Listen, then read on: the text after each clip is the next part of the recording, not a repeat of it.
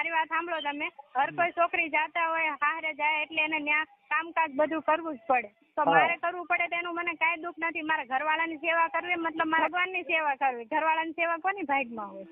વાહ પાયલબેન વાહ.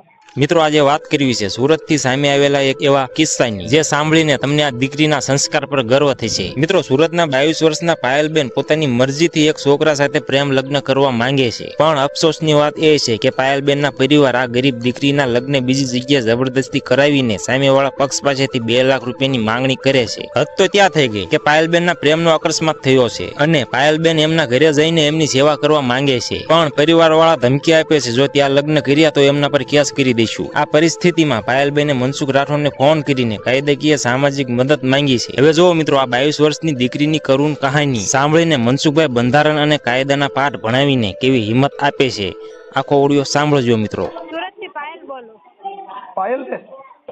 હા, સુરતથી પાયલ બોલું. પાયલબેન બોલો ને પાયલબેન. યુટ્યુબ માંથી તમારો નંબર મળ્યો તો મદદ માટે તમે હા હા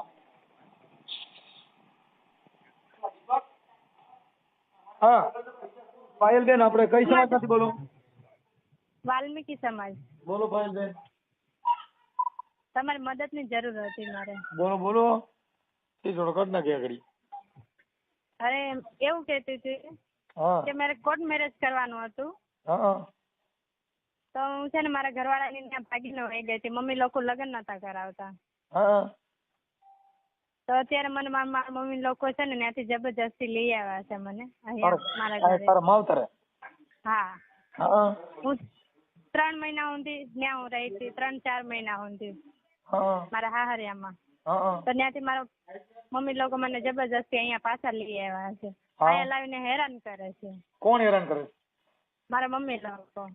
હેરાન કરે? હા. ઈ તો તને હેરાન કરે તો ઓલા હાથો તો ઈ સારું લાગતું હોય. હા હા, તો એ લોકોને તો એમ કે છે કેમ કે મારા ઘરવાળાનો એક્સિડન્ટ થઈ ગયું છે. હા તો એટલા માટે મારા મમ્મી લોકો મને બોલચાલ કર્યા કરે છે કે સારો ન થાય ત્યાં લગન તને કે ત્યાં નથી કરી દેવાનું, અને એને કે 2 લાખ રૂપિયા આપે તો તને ત્યાં મોકલવાનું છે, નકર ત્યાં નથી મોકલવાનું.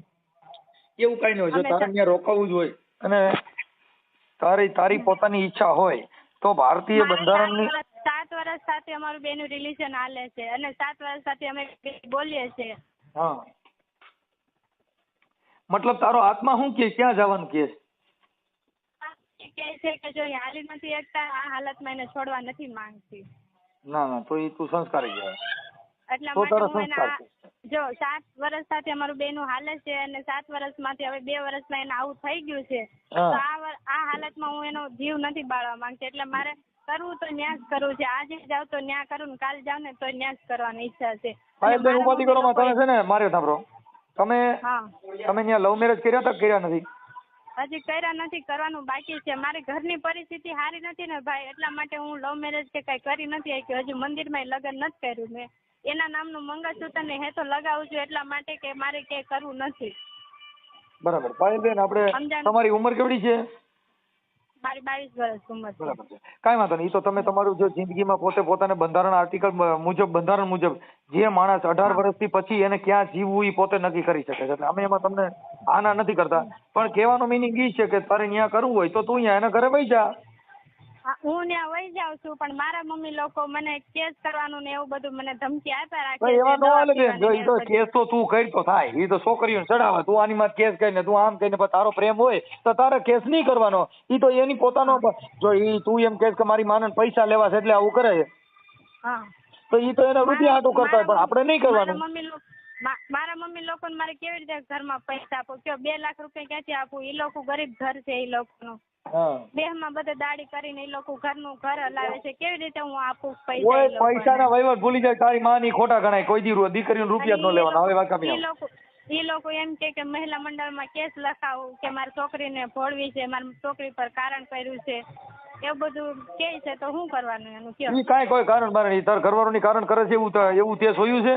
એમ નહીં, કારણ એવું કરવું હોય તો મને એટલે 7 વર્ષ સુધી અહીં થોડું રહેવા દીધું. મને કેદુનું ન લઈ ગયા તો મને કોઈ મને લેવા નતું આવ્યું. હું મારા હાથેથી ત્યાં ગઈ. ઈ તો પ્રેમ હોય એટલે વંડી ટપી જાય. ઈ તો કઈ વાંધો નથી. હા, ઈ ટપી જવાનું. ઈ તો હાલી જવાનું. મારા સુરત હાથે ટિકિટ લઈને બીજે જાય છે. એમાં ક્યાં કઈ વાંધો લગાવો. હા કાંઈ વાંધો નહીં. હવે પાયલબેન તમે ત્યાં જવા માંગો છો હા તો તમે તમારી રીતે વ્યા જાવ. ઈ ક્યાં રહે છે? અત્યારે અહીંયા સુરત જ રહે છે. અને તમે સુરતમાં કઈ જગ્યાએ રહ્યો છો? હું સુરતમાં શું કહેવાય ડિંડોલી સાઈડ રહું છું. ડિંડોલી સાઈડ. હા ડિંડોલી. એટલું નથી ચાલે ક્યાંક બીજે મને ઘીવડાના માર્ગે ન ચડાવતી. હા ના. મને તમારો નંબર મળ્યો તો મેં કીધું વાત કરું. મેં કીધું મદદ રૂપે તમે મદદ કરો છો બધા. બેટા જો મારી સાંભળ પાયલબેન, કે તારી ઈચ્છા ત્યાં હોય, તારું ઘર ત્યાં તું જીવવા માંગતી હો તો કોઈની મંજૂરી લેવાની જરૂર નથી. તું ત્યાં જઈ શકે છે એવી કાયદાકીય હું તને સલાહ આપું છું. હે હાલો અવાજ ગયો? હાલો હા હું એમ કેવા માંગુ છું કે એનું એક્સિડન્ટ થયેલું છે. એના 2 ભાઈઓ છે. કાલ સવારે મારા વચ્ચેથી કોઈ એના ઘરના ફસવા ન જોઈએ.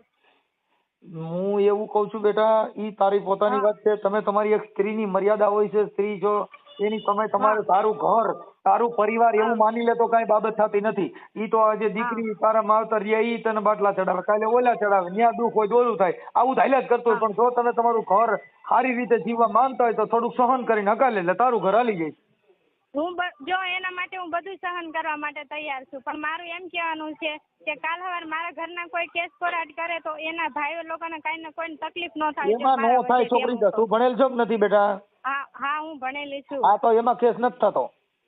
હા તો વાંધો નહીં. એમ નહીં પછી મારા નહીં ઘરવાળા કાંઈ થતો. આ હું મારો ઓડિયો હમણાં તારો યુટ્યુબ માં અમે ચડાવશું. તારી માથી કેસ નો થાય, તાર ભાઈ થી નો થાય, તારા પરિવાર થી કોઈ જ નો થાય. પાયલ તું થાય ને તો જ બધાની જિંદગી બગડે. માતાજીને છેડો નહીં દેવાનો. માતાજી ખરા થાય ને તો ડેરો થાય. એટલે તું માતાજી કહેવાય. હા એ વાત બરાબર. મારું એમ કહેવાનું છે કે મારા ઘરવાળા હાલી નથી એકતા. કાલ સવારે ઈ લોકો મારા જેઠ લોકો ઉપર કેસ લખે તો મારે શું કરવું? અરે નો થાય બેટા. તો વાંધો નહીં. ભારતીય કાયદા મુજબ નથી થતો. જો ત્રાસ દે છે તને દેવાનો. પ્રોબ્લેમ હોય તારે. એમાં તારા જેઠ ને જેઠાણી ને તારા માવતર એને કેવી રીતે કહી શકે? હા ઈ લોકોને ન કહીએ. હા ઈ લોકોને કોઈને કઈ મારા વચ્ચેથી પરિસ્થિતિ જો પછી ઈ લોકો હેરાન ન થવા જોઈએ. મારું એમ કહેવાનું હતું. કોઈને કઈ તકલીફ નથી થતી. તું તારું ઘર બાંધી લે અને ઈવડાઈના તેને આ જે કઈ જેને એક્સિડન્ટ થયું છે ને એની સેવા સાકરી કરે ને એને હાજો કરી દો. હા બસ મારે જો ભલે એને ભેગું મારે સેવા કરવાનું કે ગમે કર. મારા ઘરના લોકો એમ કે તું ઈ લાશ ભેગું હું કામ રેવા જાશો ને તારે કે ત્યાં કઈ નોકરાણી બની તને રાખશે. મારી વાત સાંભળો તમે. હર કોઈ છોકરી જાતા હોય હારે જાય એટલે એને ત્યાં કામકાજ બધું કરવું જ પડે. તો મારે કરવું પડે તો એનું મને કાંઈ દુઃખ નથી. મારા ઘરવાળાની સેવા કરવી મતલબ મારા ભગવાનની સેવા કરવી. ઘરવાળાની સેવા કોની ભાગમાં હોય? વાહ વાહ. ઓ પણ તઈ આજ મોટી જાવ. વાહ પાયલબેન વાહ.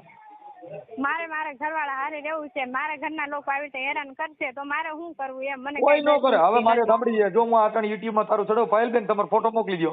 અને સુરત માંથી હમણાં હું યુટ્યુબ માં ચડાવું છું. હા વાંધો નહીં. પ્યાર મત કર્યો.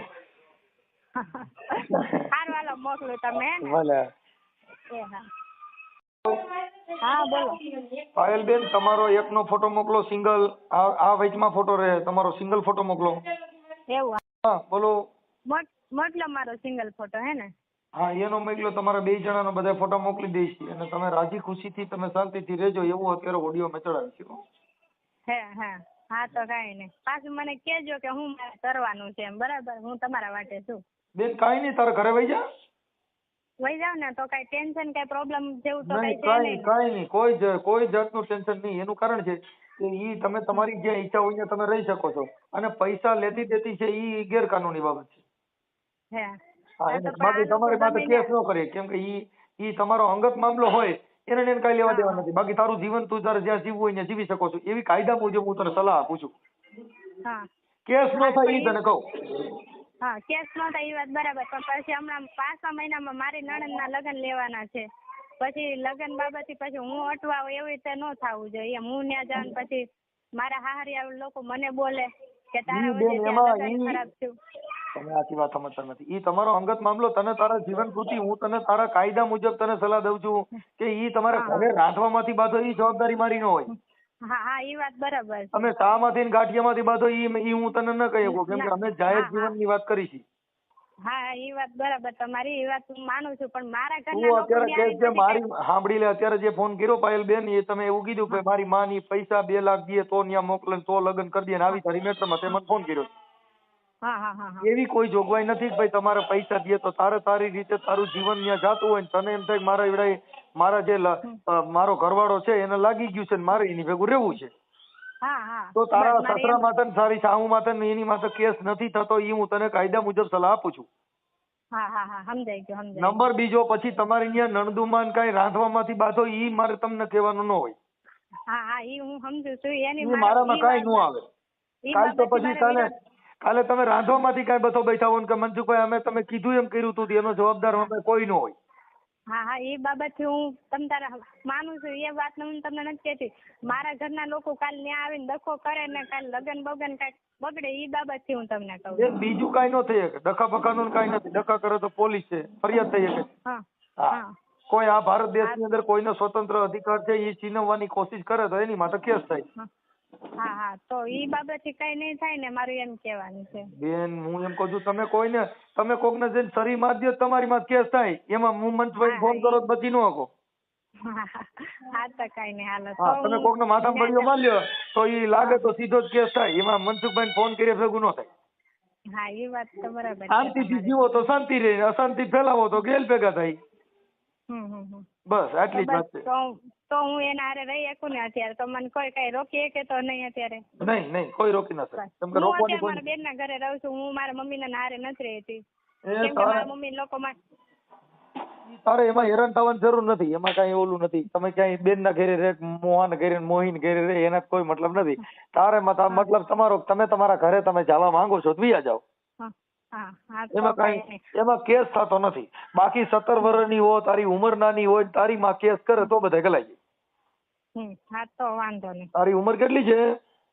મારી 22 વર્ષ. બસ તો એમાં કઈ થાય નહીં. ઓકે, વિયા જાઓ. જ્યાં તારા ઘરવાળા પાસે વહી જાય ને એની સેવા કરીને ખાવ, મજા કરો ને સારું સારું પાણીપુરી પીઝા. તો મિત્રો આજના જમાનામાં જ્યાં લોકો પૈસા પાછળ આંધળા ભીત બની જાય છે, ત્યાં પાયલબેન જેવી દીકરી પોતાના પ્રેમ અને સંસ્કારને વળગી રહી છે. મનસુખભાઈ પાયલબેનને પૂરેપૂરી હિંમત આપી છે અને કીધું છે કે સામાજિક અને કાયદાકીય રીતે આખી ટીમ તારી સાથે છે, તું જરાય ડર્યા વગર તારા પતિના ઘરે જા. મિત્રો આ કિસ્સો એવા મા બાપ માટે બહુ લાલ બત્તી છે, જેઓ પોતાના સ્વાર્થ માટે દીકરીની જિંદગીનો સોદો કરે છે. મિત્રો તમારા મતે 22 વર્ષની દીકરીને પોતાની મરજીથી જીવવાનો હક મળવો જોઈએ કે ના મળવો જોઈએ, અને મા બાપનું દબાણ કેટલું યોગ્ય છે? કોમેન્ટ બોક્સમાં તમારો કિંમતી અભિપ્રાય જરૂર જણાવજો. આ વિડીયોને વધુમાં વધુ શેર કરજો, જેથી દેશની દરેક દીકરીને હિંમત મળે.